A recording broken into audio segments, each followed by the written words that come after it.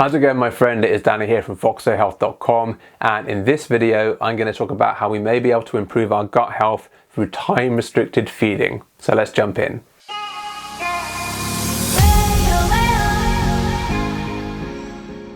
Okay, so I learned about this concept through someone called Dr. Satchin Panda, and he's an expert in time-restricted feeding. He's quite famous now, and he's got a lot of good things to say about time-restricted feeding, or TRF. And one of the things he talks about is that by doing it, we give our guts time to heal. We give our guts time to heal. And by doing that, we can actually reduce something called leaky gut, which I'll come to in a minute. And by reducing leaky gut, we can actually potentially lower low-level chronic inflammation, because leaky gut is a driver of low-level chronic inflammation. And low-level chronic inflammation is been associated to a lot of diseases out there, okay? So that's where I learned it from. So the first thing we need to start with is, what is time-restricted feeding? Let's start there. So what is time-restricted feeding? Basically, it's intermittent fasting, and I'm sure by now you've heard all about intermittent fasting. It's basically when we restrict our calorie intake or our feeding time to a limited number of hours in the day. And a very common example is when we go 8 hours with food, so we eat within an 8-hour window, and then we go 16 hours without any food and we just have water. So that's intermittent fasting, also known as time-restricted feeding. Now, when we don't eat any food, our bodies are said to go into healing mode, and that's why many healing processes are actually triggered when we sleep. Now, when we don't eat, there's 3 key pathways that are impacted that are very good at healing our bodies. So number 1 is mTOR. So when we don't eat, we actually dampen mTOR, or kind of don't activate mTOR.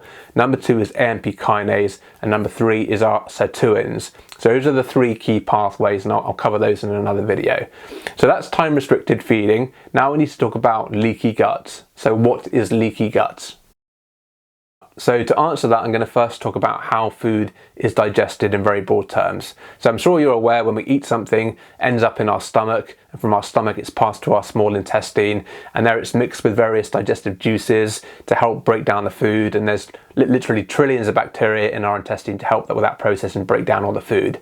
Now, the wall of the intestine is actually comprised of a single layer of what's called epithelial cells, and these epithelial cells actually absorb water and nutrients and pass that into the bloodstream.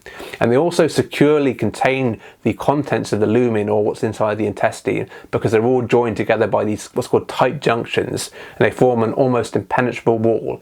It's almost impenetrable, that's the key thing. And here's where leaky gut comes in. So leaky gut is basically where we get these small holes in the intestine wall, and these small holes actually allow harmful toxins and bacteria into the bloodstream, and our body responds to these invaders through low-level chronic inflammation. Now, it's an immune response, yes, but too much of it is a bad thing. So over time, this low-level chronic inflammation will cause problems, because it starts to damage tissues, starts to damage our cells and our DNA as well, and down the line that can actually lead to disease and even cancer. So we don't want that, okay?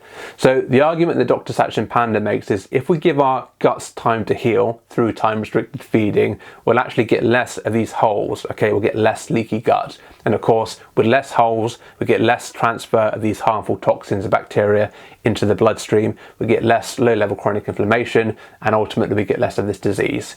Okay, so that's basically the premise of the video. So now I'll do a quick recap of the video, and then we'll call it a day. So how do we improve our gut health through time-restricted feeding? First of all, we need to understand that poor gut health can lead to leaky gut, which is where these harmful toxins and bacteria can actually transfer to the bloodstream.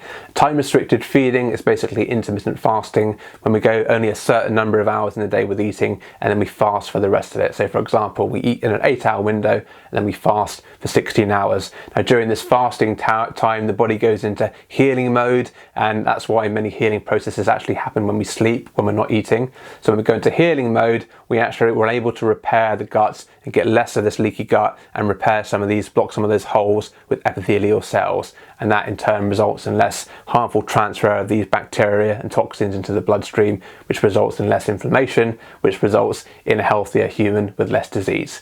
Okay, so that's the end of the video. I hope you enjoyed it, and if you did, please give it a thumbs up. It will help me grow the channel. Hit that subscribe button if you're not subscribed, and until the next time, please take care.